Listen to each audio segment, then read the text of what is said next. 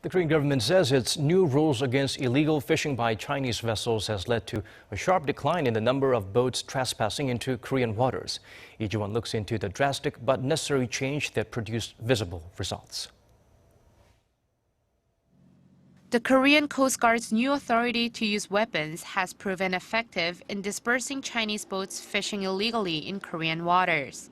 According to the Ministry of Public Safety and Security on Wednesday, over 3,900 Chinese fishing boats entered Korean waters illegally in November 2015. But that number has decreased by 57% to a bit over 1,700 this November. The Coast Guard said the huge decline can be attributed to its ability to use weapons on boats that resist crackdown operations and greater cooperation with the Chinese Coast Guard.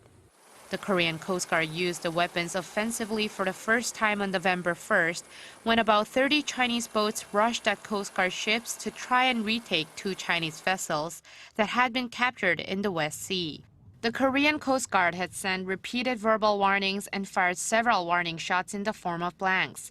But when that failed to disperse the Chinese boats, they fired actual ammunition, the strongest countermeasure against illegal Chinese fishing so far. Korean fishermen and the Coast Guard have been dealing with Chinese vessels fishing illegally in Korean waters for years. After a Korean Coast Guard vessel sank in early October, the government toughened its response to the illegal fishing attempts by allowing the Coast Guard to use weapons and giving the on-site commanders the authority to decide when the weapons should be used without having to first report to their superiors. Lee Ji-won, Arirang News.